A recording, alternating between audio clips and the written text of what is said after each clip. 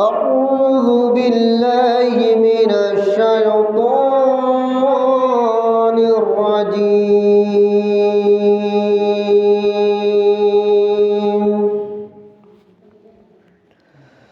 بسم الله الرحمن الرحيم.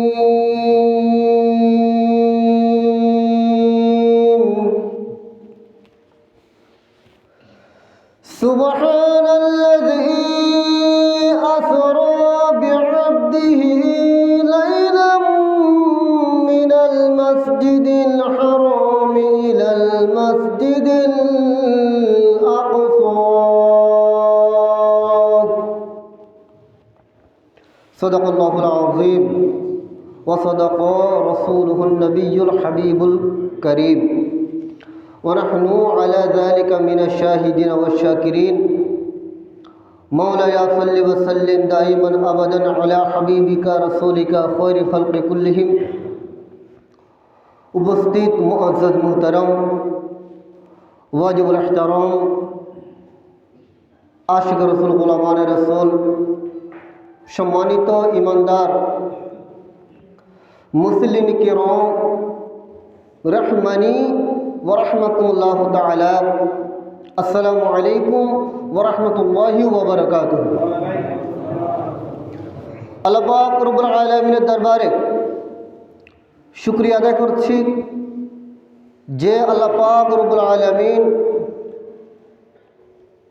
আমাদেরকে হায়াত দিয়ে সুস্থ রেখে ভালো রেখে আজকে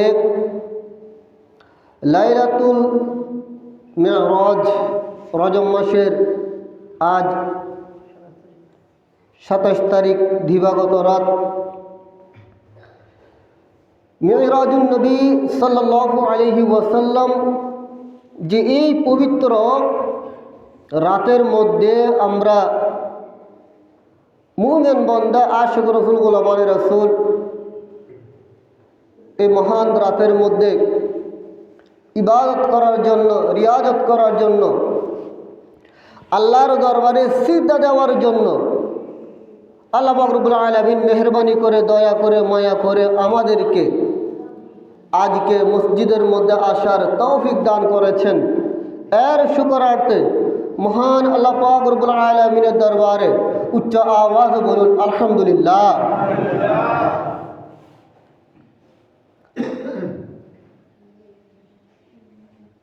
আমরা এখানে যত আশিক রাসূল সাল্লাল্লাহু আলাইহি ওয়াসাল্লাম আছি,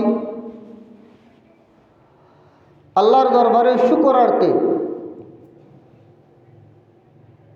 আরেকটু উচ্চ আওয়াজে বলুন আলহামদুলিল্লাহ। এবং সাথে সাথে রাসূল করিম সরওয়ার কায়নাত তাজদার মদিনা মেরাজ কি দুলহা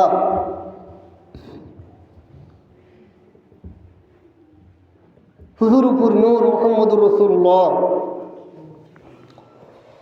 সাল্লাল্লাহু আলাইহি ওয়াসাল্লামের নূরানি কদম শরীফে অসংখ্য অপরিসীম বেশুমার বেহদ দুরূদ সালাম জানাচ্ছি। আল্লাহ পাক রব্বুল আলামিন আমাদের সকলের দরুদ সালাম ভুল ত্রুটি ক্ষমা করে দিয়ে আমাদের সবার পক্ষ থেকে নূরানি নবীর নূরানি কদম শরীফে আমাদের হাদিয়াটুকু পৌঁছে দিক। সকলে বলুন আমিন। আরেকটু আওয়াজ দিয়ে বলুন আমিন। আসলে আমি গুনাহগার, নালায়েক, নাফিজ আজকে পবিত্র কারমুল্লাহ শরীফ হতে, যেটা কোরআনে পাকের মধ্যম, অর্থাৎ কোরআন শরীফ 30 পারা। কয় পারা? 30 পারা। এই 30 পারার অর্ধেক হচ্ছে, 30-এর অর্ধেক কত? 15। কত? 15। তো 15 পারা সূরা বনি ইসরাইল। কোন সূরা? সূরা বনি ইসরাইল এর শুরু দিয়ে আয়াতে কারিমা তেলাওয়াত করেছি। অল্প সময়ের মধ্যে দু একটি আলোচনা করব। তো যারা এখনো মসজিদের মধ্যে আসার পথে আসার জন্য ইচ্ছা পোষণ করেছেন, আপনারা খুব দ্রুত মসজিদের মধ্যে চলে আসুন। আল্লাহ পাক রব্বুল আলামিন কবুল করুক। সকলে বলুন আমিন। আসলে এই আয়াতের মধ্যে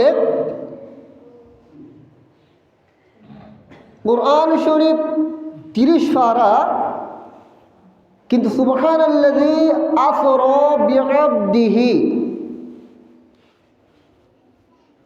এই আয়াত কানা কুরআন শরীফের মধ্যে আনার রহস্য আছে। সুবহানাল্লাহ।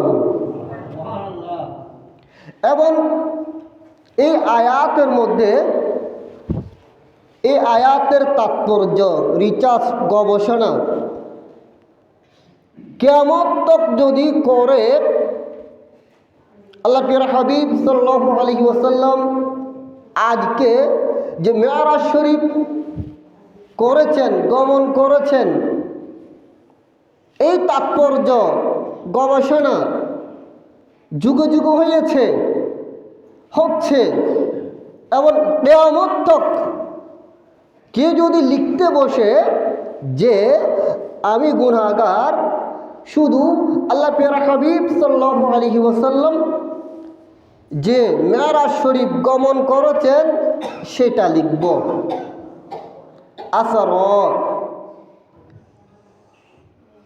চেষ্টা করলে কোরআন পাকের মধ্যে বলেছেন লিকালিমাতি রব্বি লানাফিদাল বাহরু ক্বাবলা আন তানফাদা কালিমাতু রব্বি ওয়ালাউ জিনা বিমিসলিহি মাদাদা। গৌর করে বলুন সুবহানাল্লাহ।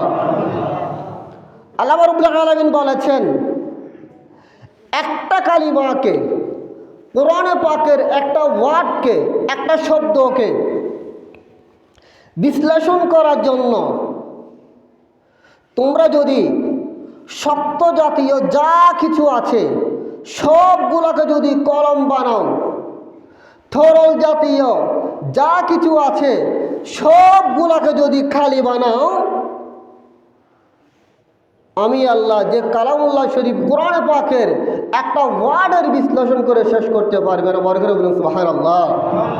এই সুবাদে যে সুবহানাল্লাযী আসরা বিআবদিহি, আল্লাহ প্রিয় মাহবুব সাল্লাল্লাহু আলাইহি ওয়াসাল্লামকে আল্লাহ রাব্বুল আলামিন যে মেরাজ শরীফে দাওয়াত দিয়ে যে নিয়ে গিয়েছেন, এর ব্যাখ্যা, এর তাফসীর, আলোচনা আপনি যদি কিয়ামত তক করেন শেষ করতে পারবেন না। যত আলোচনা করবেন এত সেখান থেকে আল্লাহর মাহবুবের শান বের হবে। সুবহানাল্লাহ বলুন, চিৎকার দিয়ে বলুন সুবহানাল্লাহ।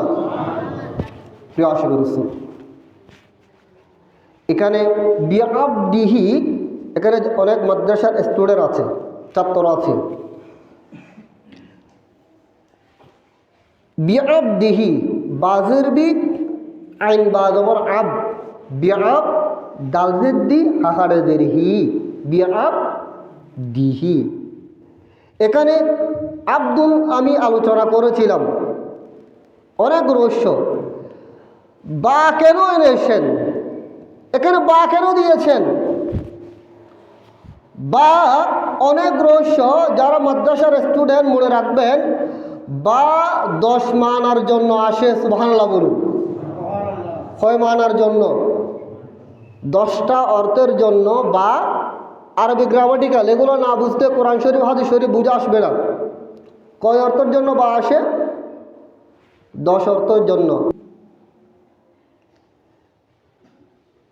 7 মানে কি? সাথে।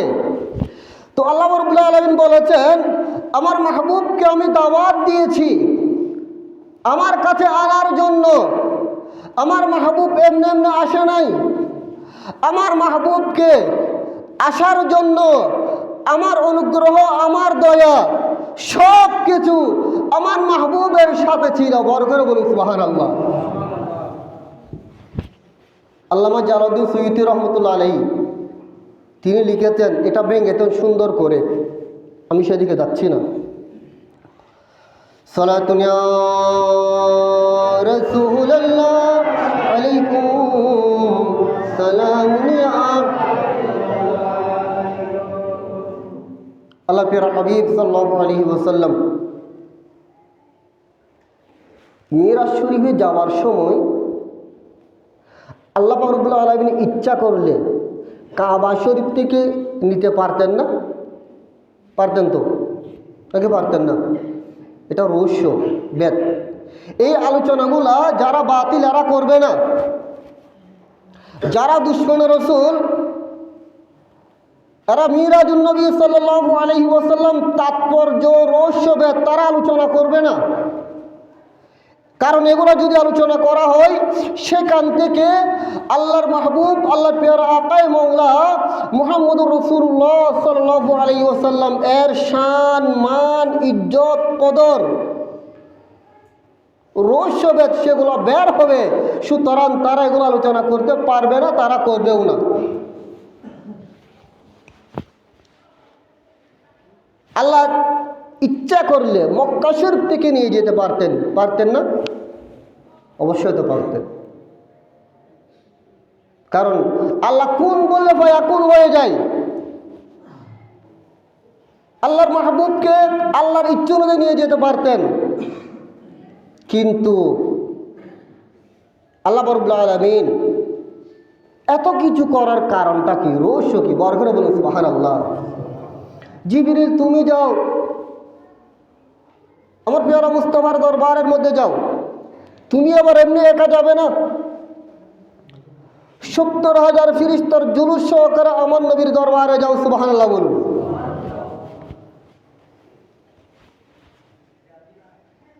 এমনি যাবে না, একা একা যাবে না, আমার নবীর দরবারের মধ্যে যাও। জিবরিল আমিন আলাইহিস সালাম এসেছেন সংক্ষিপ্ত। তো জিবরিল আমিন আলাইহিস সালাম এসে সুদা তো নিয়ে যেতে পারতেন, কিন্তু কেন নিয়ে যান নাই? আমার প্রিয় মুস্তাফা সাল্লাল্লাহু আলাইহি ওয়াসাল্লাম মদিনা তৈয়বার দিকে গিয়েছেন। সুবহানাল্লাহ। যেখানে আমার প্রিয় মুস্তাফা সাল্লাল্লাহু আলাইহি ওয়াসাল্লাম হিজরত করবেন, মক্কা শরীফ থেকে মদিনা শরীফ হিজরত করবেন, যেখানে সবজ গুম্বদ সবজ গুম্বিদ ওয়ালে मंजूर दुआ करना जब वक्त नज़ा आए आका दीदारो सबज़ गुंबद वाले मंजूर दुआ करना जब वक्त नज़ा आए आका दीदारो मैं कब्र अंदर ही में घबराऊंगा जब तन्हा। या रसूल अल्लाह मैं कब्र अंदर ही में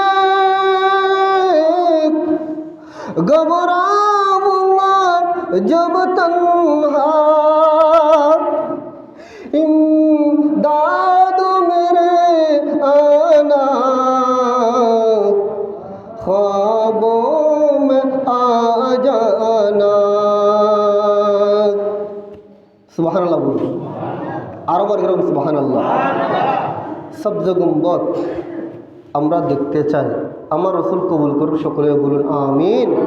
আল্লাহ মৃত্যুর পূর্বে একবার আমাদেরকে সবজ গুম্বদ না দেখে আল্লাহ মৃত্যুবরণ করাবেন না, আমিন বলুন। আজকে লাইলাতুল মেরাজের রাতে সেদিকে গিয়েছেন, সেখানে আমার রাসূলকে স্বাগতম জানিয়েছেন, সালাম দিয়েছেন। কারা সালাম দিয়েছে সেখানে আনবী কিরাম আলাইহিমুসসালাম আমার নবীকে সালাম করেছেন, আসসালাতু ওয়াসসালামু আলাইকা ইয়া রাসূলুল্লাহ, আসসালাতু ওয়াসসালামু আলাইকা ইয়া হাবিবাল্লাহ, আসসালাতু ওয়াসসালামু আলাইকা ইয়া রাহমাতাল লিল আলামিন। বরকত বলুন সুবহানাল্লাহ। শাহ আব্দুল হক মুহাদ্দিস দেহলভী রহমাতুল্লাহ আলাইহি তার মাদারুজ নবুওয়াত কিতাবের মধ্যে এনেছেন, সেখানে আনবী কিরাম সালাম করেছেন। সুবহানাল্লাহ। তো আনবী কিরাম আলাইহিমুসসালাম যদি আমার নবীকে সালাম করতে পারে, আমরা সালাম করলে কি গুনাহ হবে?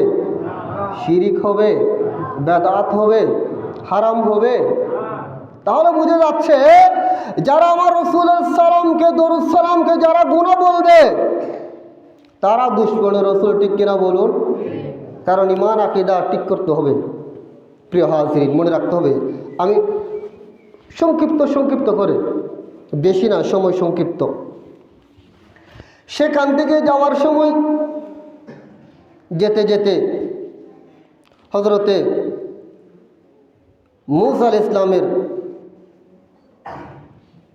মাজার শরীফ জিয়ারত করেছেন। সুবহানাল্লাহ। তাহলে বুঝে যাচ্ছে জিয়ারত করা সুন্নত রাসূল। জিয়ারত করা কি রাসূল? একটু বড় করে বলতে হবে।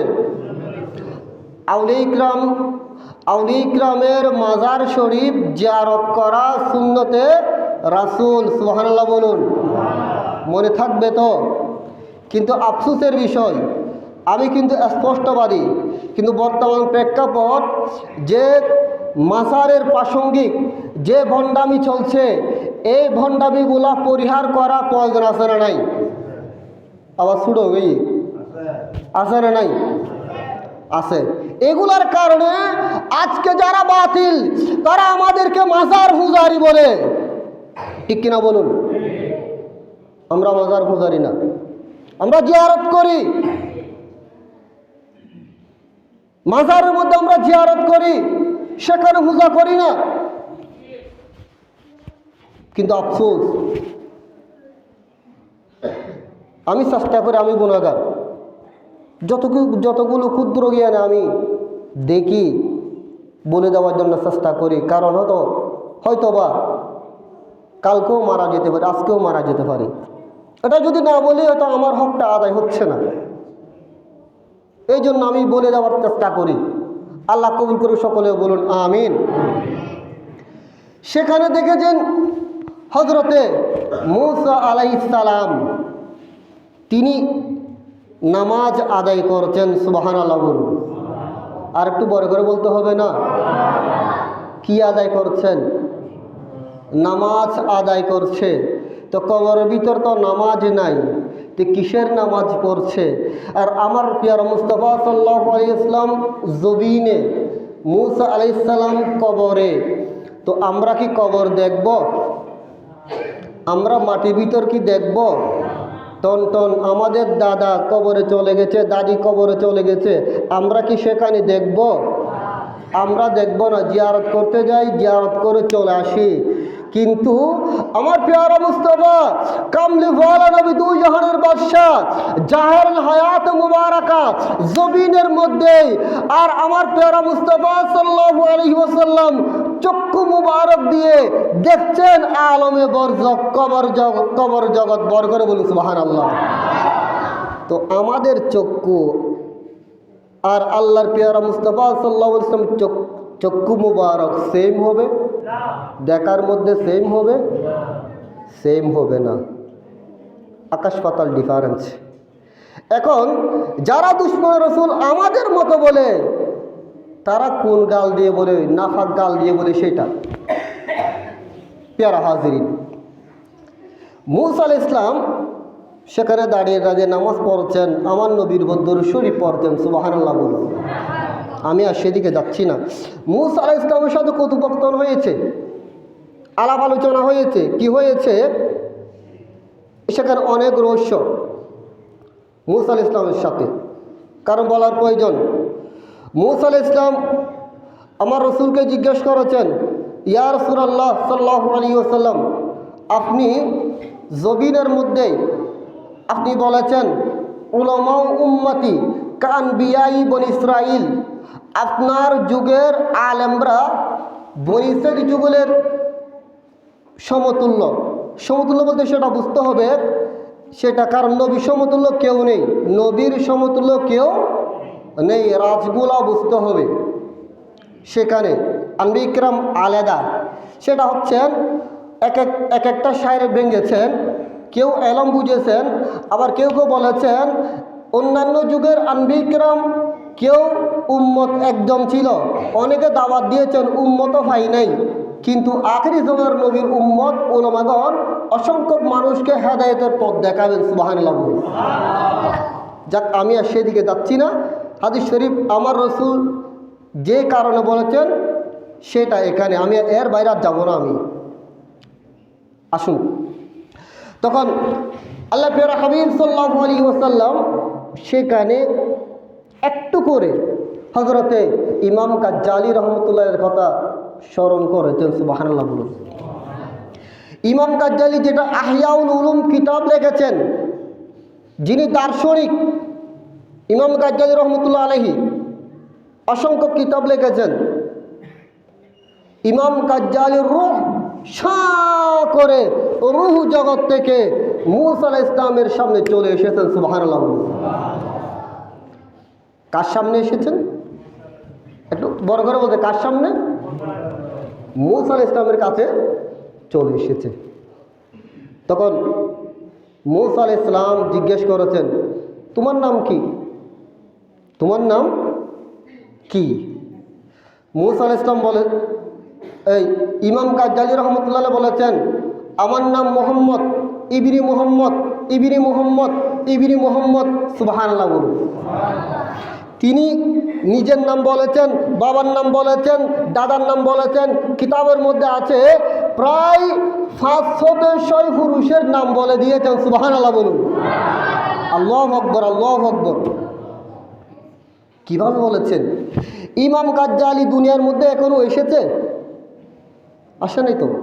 এসেছে? ইমাম গাজ্জালী দুনিয়াতে এসেছে? এখনো আসে নাই। আসবে, দুনিয়ার মধ্যে আসে নাই, দুনিয়াতে আসবে আরো 100 বছর পর, কিন্তু রূহ জগতের নাম বলে দিয়েছেন। তখন মুসা আলাইহিস সালাম বলেছেন, হে মুহাম্মদ, আমি তোমাকে শুধু তোমার নাম জিজ্ঞেস করেছি। শুধু কি জিজ্ঞেস করেছি? বাচ্চাকে জিজ্ঞেস করুন, বাচ্চা তোমার নাম কি? স্বাভাবিক দুনিয়াবি বাচ্চা বলেছেন, আমার নাম খালেদ, বাবার নাম মালেক, দাদার নাম আব্দুল্লাহ। তো স্বাভাবিক ওই মানুষটা বলবে না, বাসা আমি তো তোমার নাম বলেছি, শুধু তুমি এতগুলোর নাম কেন বললে? বলবে না এরকম? এটা তো স্বাভাবিক। তো তোমাকে আমি একটা জিজ্ঞেস করেছি, তুমি এতগুলো কেন বললা? মুসা আলাইহিস সালাম বললেন, মুহাম্মদ, আমি তোমাকে শুধু তোমার নাম জিজ্ঞেস করেছি, তুমি এতগুলো নাম কেন বলেছ? তখন ইমাম গাজ্জালী রহমতুল্লাহ বলেছেন, মুসা আলাইহিস সালাম খুব আদব সহকারে বলেছেন, কারণ নবীর প্রতি আদব দেখাতে হবে, বেআদবি নয়। সুবহানাল্লাহ বলুন। বললেন, আপনি যখন তুর পর্বতে যখন আল্লাহর সাথে কথা বলার জন্য গিয়েছেন,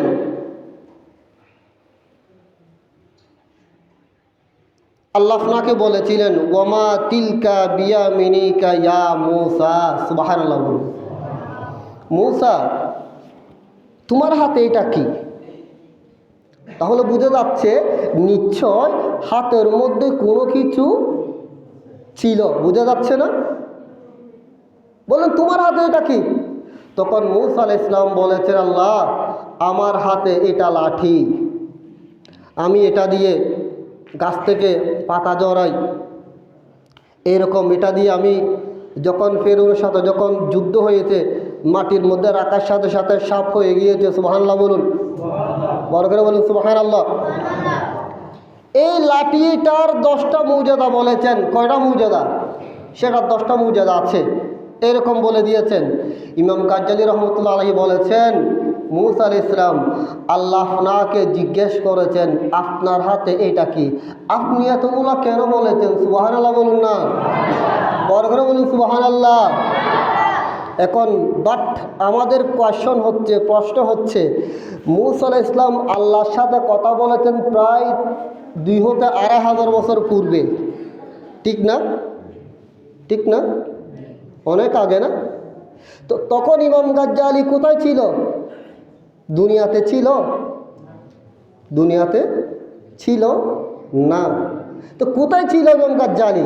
তখন ইমাম গাজ্জালি রূহ জগতে ছিল। সুবহানাল্লাহ বলুন।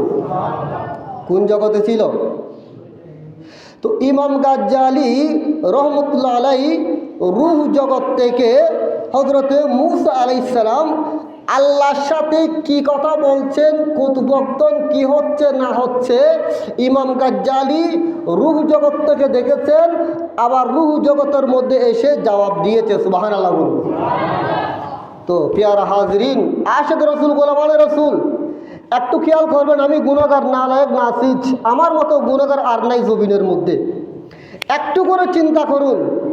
তো ইমাম গাজ্জালি আল্লাহ রসুলের, আল্লাহর প্রিয় হাবিব সাল্লাল্লাহু আলাইহি ওয়াসাল্লামের একজন উম্মত, আদনা একজন গোলাম। আদনা একজন কি? আদনা একজন গোলাম। তো ইমাম গাজ্জালি রহমতুল্লাহ আলাইহি চক্ষু দিয়ে যদি 2,500 বছর পূর্বে মূসা আলাইহিস সালাম আল্লাহর সাথে কি কথোপকথন করেছেন এবং দুনিয়ার মধ্যে এসে তার নাম কি হবে, বাবার নাম কি হবে, দাদার নাম কি হবে, পূর্বপুরুষের নাম কি হবে, ইমাম গাজ্জালি যদি একজন মুস্তাফার উম্মত হয়ে, গোলাম হয়ে সেগুলা যদি বলে দিতে পারে, আর যিনি সৃষ্টির সর্বশ্রেষ্ঠ, শুধু আমাদের নবী নয়, ফিরিস্তার নবী, আরশের নবী, পরশের নবী, কুরসির নবী, চন্দ্রের নবী, আম্বিয়া কিরামদের নবী, মিরাজ শরীফে যাওয়ার সময় সমস্ত আম্বিয়া কিরাম পিছনে নামাজ আদায় করে ইমামুল মুরসালিন হয়েছেন। ওই প্যারা মুস্তাফা সাল্লাল্লাহু আলাইহি ইসলামের চক্ষু দিয়ে আমাদেরকে দেখেন না? সুবহানাল্লাহ বলুন না। এখন যারা বলে রসুল দেওয়ালের পিছনে কি আছে জানে না, তো তাদের সাথে আমাদের সাথে হচ্ছে না বাজন। এই তো আকীদার মধ্যে ডিফারেন্স হয়ে যাচ্ছে আমাদের সাথে। কিসের সাথে ডিফারেন্স হয়ে যাচ্ছে? আকীদার সাথে ডিফারেন্স হয়ে যাচ্ছে, আমাদের সাথে হচ্ছে না। প্রিয় হাজিরিন, আসলে অনেক রহস্যবেদ। আমি যেগুলা বলছি এগুলা সবগুলা কোরআন শরীফ, হাদিস শরীফ স্টাডি করে আলোচনা করছি। আল্লাহ কবুল করুক, আমিন বলুন। কারণ আমি কালের বাইরে কোনো কথা বলি না। এমন কথা বললে যে আমি অ্যাটাক হয়ে যাব, এরকম কথা আমি বলি না। যদি বা ভুল হয়ে যায়, কেউ যদি বলে তোমার এখানে গলত হয়েছে, আমি 1000 বার উগ্র করবো, আলহামদুলিল্লাহ বলি। আরো বার করে বলেন আলহামদুলিল্লাহ। প্যারা হাজির, একটু সামনে যাব। বাইতুল মুকাদ্দাস শরীফে গিয়েছেন, সেখানে 2 রাকাত নামাজ আদায় করেছে। কয় রাকাত নামাজ? বার করে বলেন কয় রাকাত নামাজ? 2 রাকাত নামাজ। কারা ছিল? ইমাম কে ছিল? মুক্তদি কে ছিল? একামতকারী কে ছিল? আজান পুকারনেওয়ালা কে ছিল? সুবহানাল্লাহ বলুন।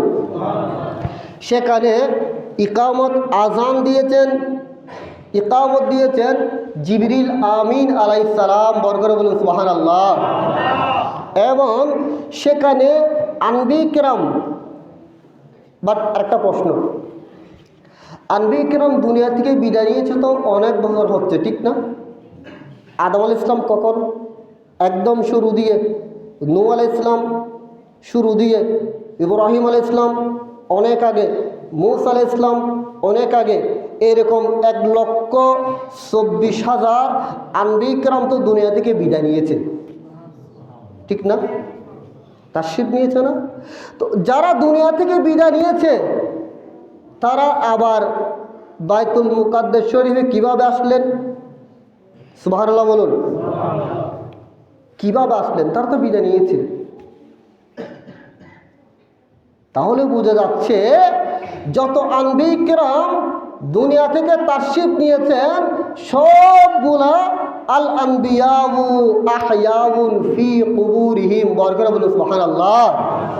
সমস্ত সকল আনবী কিরাম জীবিত, সুবহানাল্লাহ বলুন। সেখানে উপস্থিত হয়েছে, নামাজ আদায় করেছেন। ইমাম কে হবে? ইমাম সেখানে আর কেউ নয়, অন্যান্য আনবী কিরাম আল্লাহর দরবারে প্রার্থনা করেছিলেন। কি প্রার্থনা? আমরা বলি আল্লাহ টিয়া দো, ফুসো দো, দ্বন্দ্ব দৌলুদ দো, ফকট বড় টিয়া দো, গোলা বড় দান দো, ফ্যাট বড়ি বাদ দো। আমরা এগুলা বলি, ঠিক কিনা বলেন না? আমরা বলবো আমরা খাবো কোত্থেকে?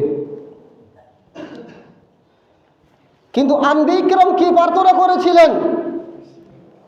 তারা তো নবী, তাদের জন্য সব কিছু আল্লাহ যাদেরকে কিতাব দিয়েছেন, তাওরাত দিয়েছে, জাবুর দিয়েছেন, ইঞ্জিল দিয়েছেন, আসমানি 104 খানা আসমানি কিতাব দিয়েছেন, যাদেরকে উম্মত দিয়েছেন, সব কিছু দিয়েছেন। তো এত কিছু দেওয়ার পরও তারা আর কি প্রার্থনা করেছেন? সুবহানাল্লাহ। নাম্বার 1, তারা একটা প্রার্থনা করেছিলেন। কয়টা প্রার্থনা? কয়টা প্রার্থনা করেছিলেন? একটা প্রার্থনা। কি প্রার্থনা? বললেন আল্লাহ আমাদের একটা প্রার্থনা, আল্লাহ আমাদেরকে আখেরি জামানার নবীর উম্মত বানান। বরকত বলুন সুবহানাল্লাহ। কার উম্মত? আমরা কার উম্মত? আখেরি জামানার নবীর উম্মত না? আমরা প্রার্থনা ব্যতীত করেছি কিনা? আল্লাহ আমাদেরকে এমনি নিয়ামত দান করেছেন, সুবহানাল্লাহ বলেন। আনবী কিরাম তোমরা যখন আমার কাছে প্রার্থনা করেছো আখেরি জামানার নবীর উম্মত করার জন্য, আমার নবী যখন মেরাজ শরীফ যাচ্ছেন, আসো তোমরা সবাই আমার নবীর পিছনে 2 রাকাত নামাজ আদায় করে যাও। বরকত বলুন সুবহানাল্লাহ। সকল আনবী কিরাম উপস্থিত, সেখানে আমার রাসূল নামাজের ইমাম হয়েছেন, সুবহানাল্লাহ বলুন। প্রিয়রা হাজরিন, নামাজ যখন, সেখানে অনেক কথা বাজান বলা তো সম্ভব না। এখন নামাজ আদায় করে মিরাজ শরীফে যাবে, যাবে যে কোন দিকে? কোন দিকে যাবে? কোন পথ দিয়ে যাবে? আমরা চক্ষু দিয়ে তাকাচ্ছি, সেখানে কোনো দরজা আছে? আছে? নাই। কিন্তু আসমানের মধ্যে অসংখ্য দরজা আছে, সুবহানাল্লাহ। অসংখ্য দরজা, কিন্তু একটা দরজা লক ছিল, তালা ছিল। আসমান যখন বানিয়েছেন আল্লাহ দরজাও বানিয়েছেন, সুবহানাল্লাহ বলুন। ওই দরজার মধ্যে একটা পাহারাদার দিয়েছে, পাহারাদার। অন্যান্য দরজার মধ্যে এটা ফিরিস্তারা আসা যাওয়া করে, জিবরিল আমিন দুনিয়ার মধ্যে আসে আবার যায়। কিন্তু একটা দরজা আছে, একটা দরজা ছিল আসমানে, সেটার মধ্যে পাহারাদার বসিয়ে দিয়েছে, সুবহানাল্লাহ বলুন। তোর পাহারাদার কেন দিয়েছে? স্টপ কেন? কেন স্টপ? পাহারাদার দিয়েছে, সেটা হচ্ছেন স্পেশাল দরজা। কেন স্পেশাল? আপনার মেহমান যখন দামি হবেন, খাওয়ারও দামি হবে না? নইব না? খাওয়ারগুলো দামি হবে না? তাদের জন্য আসবাবপত্র সবগুলো মূল্যবান হবে না? যেখানে সেখানে কাউকে যেতে দেওয়া হবে? খবরদার, ওখানে কাউকে যেতে দেওয়া হবে না।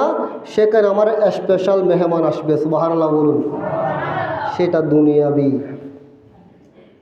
সেটা কি? দুনিয়াবি। আর আল্লাহ তো মেরাজ কি দুলহা, মেরাজ কি দুলহা, মেরাজের দুলহাকে, সেটা হচ্ছেন আমার পেয়ারা মুস্তাফা সাল্লাল্লাহু আলাইহি ওয়াসাল্লাম স্পেশাল একটা দরজা করে দিয়েছে, দরজায় একটা দারওয়ান দিয়ে দিয়েছে, তুমি এটা ফারদার থাকবে, খবরদার এই দরজা কারোর জন্য খুলবে না, যেই কেউ আসুক না কেন আগে জিজ্ঞেস করবে তুমি কে। আমি যার জন্য এই স্পেশাল গেট করেছি তিনি যদি আসেন তাহলে তার জন্য এই দরজাটা ওপেন করে দেবে। বার করে বলুন সুবহানাল্লাহ। এই কারণে জিবরিল আমিন আলাইহিস সালাম যখন আমার নবীকে যখন নিয়ে গিয়েছেন কোথায়, বাইতুল মুকাদ্দাস শরীফ থেকে সোজা উপর, সুবহানাল্লাহ বলুন। এবং মাকামে মাহমুদ কোথায় হবে আজকে মনে রাখবেন, হয়তো বা কাল মারাও যেতে পারি। মাকামে মাহমুদ হবে রাসূল আকরাম সাল্লাল্লাহু আলাইহি ওয়াসাল্লাম বাইতুল মুকাদ্দাস শরীফের মধ্যে যেখানে খুতবা দিয়েছেন সেখানে মেহরাব আপনার মাকামে মাহমুদ হবে। সুবহানাল্লাহ বলুন। এবং কিয়ামত ওই জায়গার মধ্যে কিয়ামত কায়েম হবে। সুবহানাল্লাহ বলুন। অনেক রহস্য সেখানে নিয়ে যাওয়ার, আমি সেদিকে যাচ্ছি না।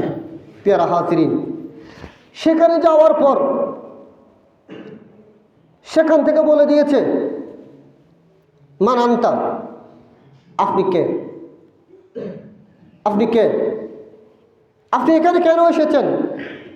বললেন আনা জিবরিল, আমি হলাম জিবরিল আমিন আলাইহিস সালাম। সুবহানাল্লাহ বলুন। তখন ফেরেশতা বলেছেন জিবরিল আমিন আপনি কেন এসেছেন? এটা তো আপনার দরজা নয়, আপনি দুনিয়ার মধ্যে গিয়েছেন, আসছেন এবং আনবিয়া কিরামের কাছে গিয়েছেন, আপনার তো দরজা এটা নয়, আপনার তো আরেকটা দরজা, আপনি এটা দিয়ে কেন আসলেন?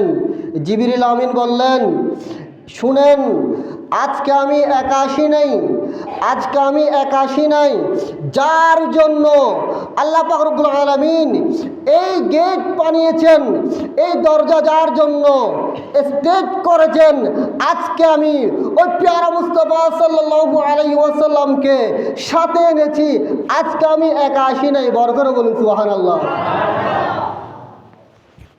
দেখুন গেটটা কিন্তু জিবরিল আলাইহিস সালামের জন্য নয়, কার জন্য?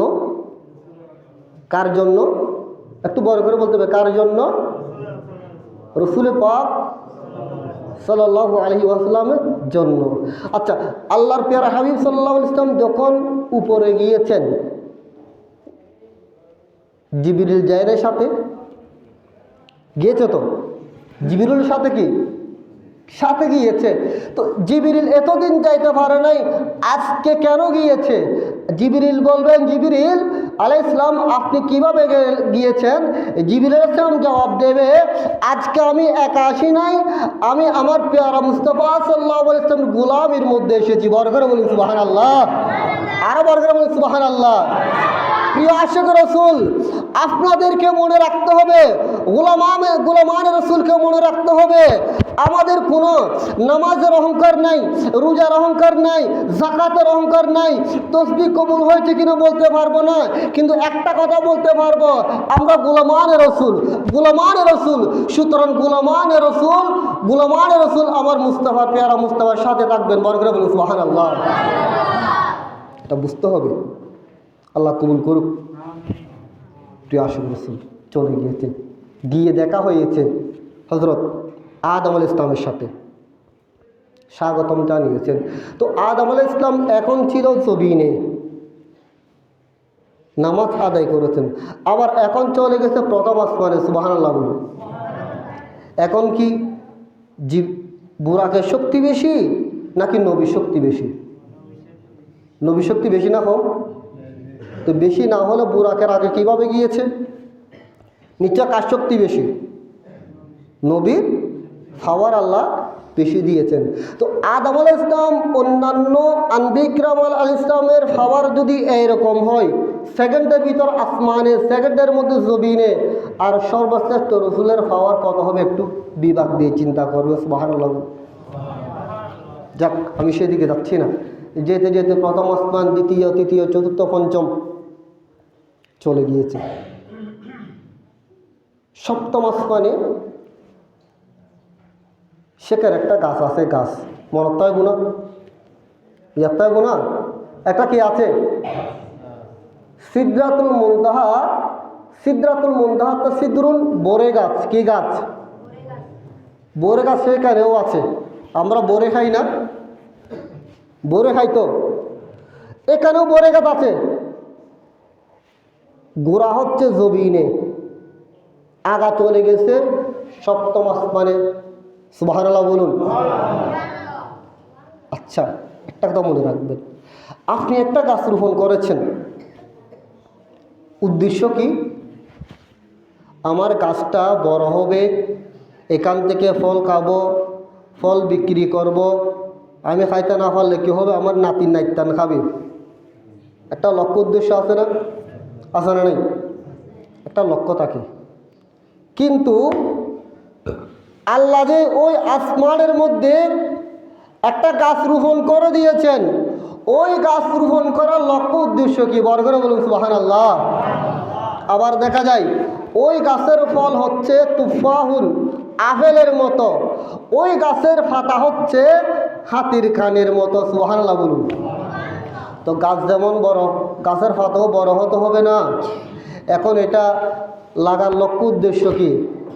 কিতাবের মধ্যে এনেছেন, এটা আমার রসুলকে যখন মেরাজ শরীফ নিচ্ছেন,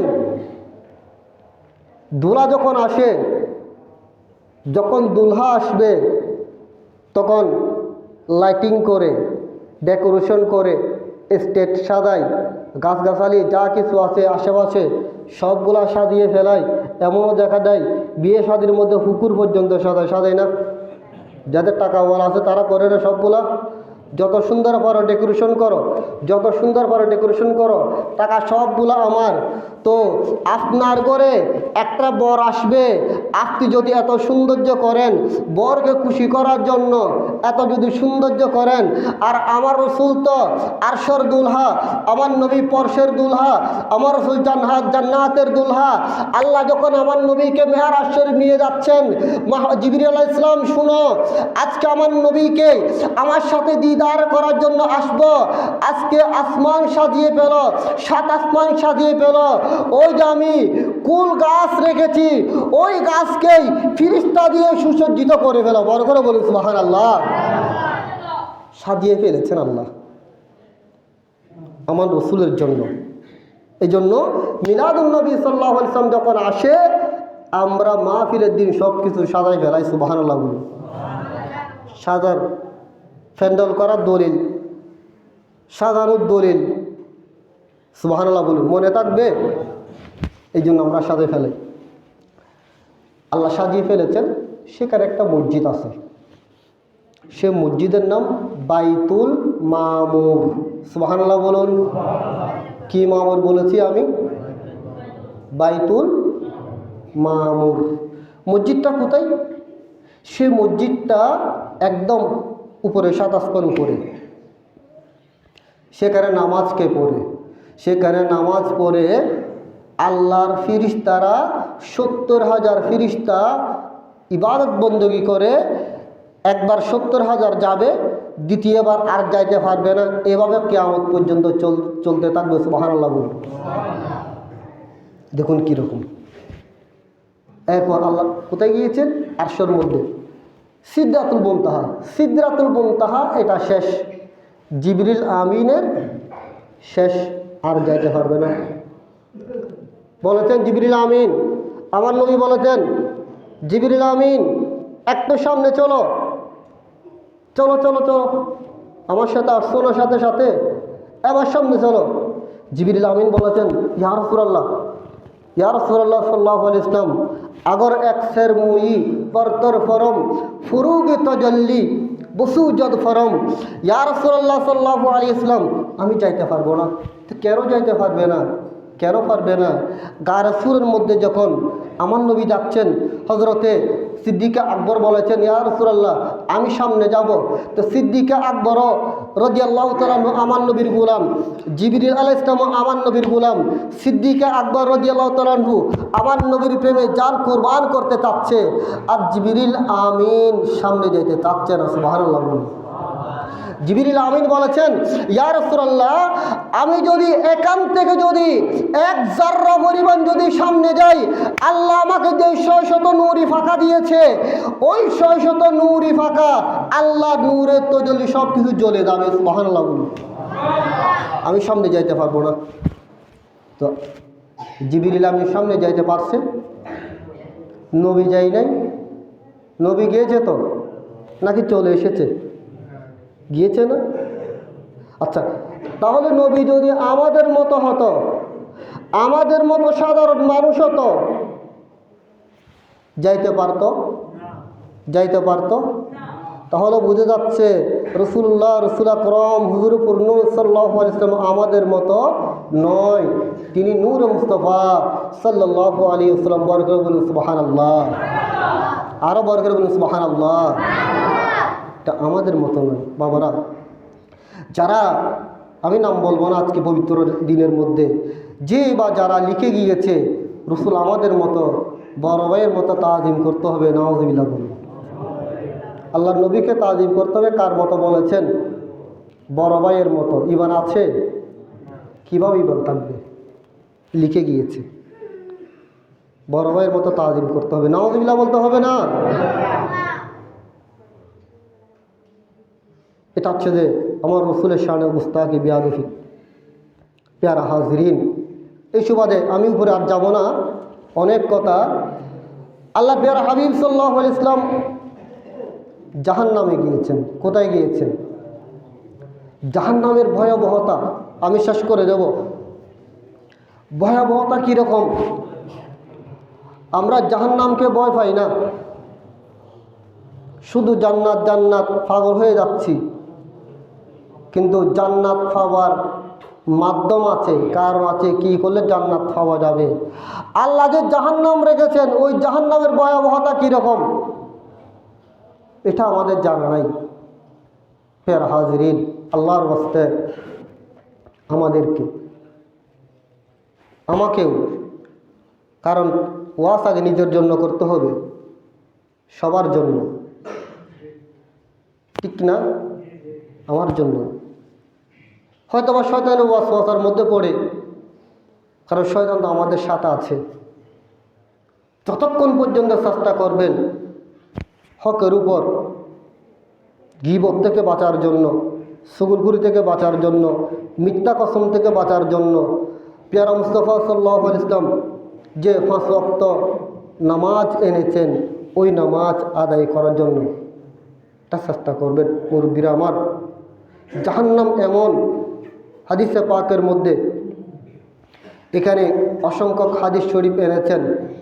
রাসূল আকরাম সাল্লাল্লাহু আলাইহি ওয়াসাল্লাম জাহান্নামের মধ্যে গিয়েছেন। জাহান্নাম, সেখানে দেখেছেন জাহান্নামের মধ্যে একটা দল দেখেছেন, যাদের মুখ দিয়ে রক্তই পরিপূর্ণ। কি পরিপূর্ণ? মিন দিমাইহিম আফওয়াহুহুম মিন দিমাইহিম, যাদের মুখের মধ্যে রক্ত, রক্তই পরিপূর্ণ। এমন রক্ত যে তারা কঠিন আযাবের মধ্যে আছে, কঠিন শাস্তি চলছে।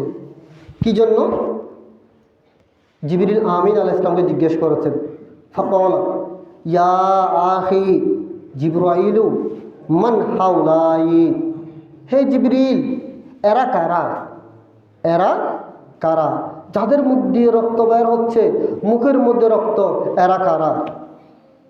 তখন জিবরিল আমিন আলাইহিস সালাম বলেছেন, ফাকালা হাউলাইল হালিফুনা বিল্লাহি কাযিবা। জিবরিল আমিন আলাইহিস সালাম বলেছেন, ইয়া রাসূলুল্লাহ সাল্লাল্লাহু আলাইহি ওয়াসাল্লাম, এরা হচ্ছেন, তারা কি করত? আল্লাহর নামে তারা মিথ্যা কসম করত। কি করত? এখন কসমটা আমাদের মুখের মধ্যে লেগে আছে, আছে না নাই? চিন্তা করুন, ব্যবসার মধ্যে, বাণিজ্যের মধ্যে, গাছের ব্যবসা বলেন, মাছের ব্যবসা বলেন, আপনি গাছ কিনতে গিয়েছেন, এটা কোথা শোন হইতে সেগুন গাছ দড়িয়ে হচ্ছে, কি গাছ? কি গাছ কই দিয়ে সেগুন গাছ। এখন আমি চিন্তা করতেছি মেহগনি গাছ, সেগুন গাছ, তো গাছগুলো তো অনেক দামি। এখন এত সস্তা, এত অল্প টাকা দিয়ে এটা কিভাবে বিক্রি করে? তো চিন্তার কথা না? বাস্তব না বাস্তব কোন না? চিন্তার কথা। বললেন হুজুর আমি ধরছি এটা সেগুন গাছ আর সবগুলা মধু গাছ লাগাই দিছি, ধরতে পারে নাই, অনেক চালাক পড়ে গেছে। ধরছি এটা কি গাছ, বাকিগুলা মজার গাছ, শেষ ফুলছি না। এরকম না, জাস্ট বোঝার জন্য বলছি। কামা হক্কু, ব্যবসা বলেন, বাণিজ্য বলেন, লেনদেন বলেন, উঠা বসা বলেন, সব কিছু চেষ্টা করবেন হকের উপর থাকার জন্য। আপনি যখন হকের উপর থাকবেন, একুরেট তাওয়াক্কালতু আল্লাহ থাকবেন, আল্লাহ আপনাকে সব কিছু থেকে উদ্ধার করে দেবে। সুবহানাল্লাহ। কারণ আপনি কার উপরে ভরসা দেখেছেন? কার উপর? আল্লাহর উপর। আপনি তো প্রতারক না, দুঃখবাস না। এই মোবাইলে দেখেন, মোবাইলে খুব সতর্ক যুব সমাজ, কারণ অনেক এসেছেন শিশু সমাজ। আমাদেরকে মনে রাখতে হবে মোবাইলের মধ্যে গেম, অপকর্ম, এবং মোবাইলের মধ্যে আপনি ঘরের মধ্যে আপনার কাছে ফোন এসেছে, আপনি কোথায়? আমি এখন সমনি বাজারের মধ্যে। এখন আমি কোথায়? সমনি বাজার নাকি ঘরে হয়েছে? দেখেন সেকেন্ডে সেকেন্ডে ঘুম থেকে একদিন চিন্তা করতে হবে আমাদেরকে, আমি তো আল্লাহর বান্দা। ঘুম থেকে উঠা হতে আবার ঘুমানো পর্যন্ত কয়টা সত্য কথা বলেছি, কয়টা মিথ্যা বলেছি, একদিন একটু যদি চিন্তা করি, আমার মনে হয় সামনের জীবন আমাদের সুন্দর হয়ে যাবে। ঠিক কিনা বলুন?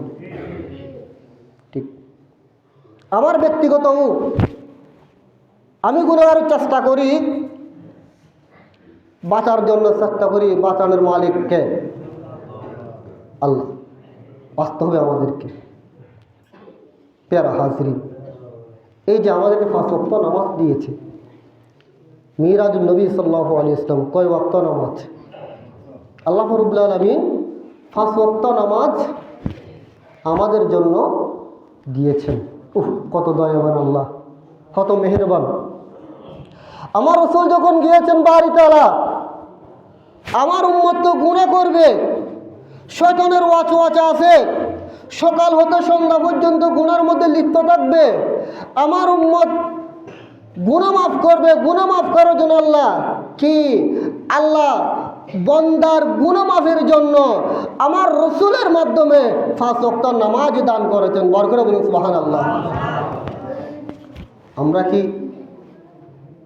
খেয়াল করেছি যে 5 ওয়াক্ত নামাজ, 1 ওয়াক্ত নামাজের জন্য জাহান্নামের মধ্যে জ্বলতে হবে? একটু করে খেয়াল করেছি? ব্যবসা বাণিজ্য ঠিক, দোকান খোলা ঠিক, চা নাস্তা সবগুলা ঠিক, উঠা বসা সবগুলা ঠিক, এই 5 ওয়াক্ত নামাজ খেয়াল করার প্রয়োজন আছে না নেই? আল্লাহ রাব্বুল আলামিন আমাদেরকে কামা হুক্কু 5 ওয়াক্ত নামাজ আদায় করা তৌফিক দান করুক। সকলে বলুন আমিন।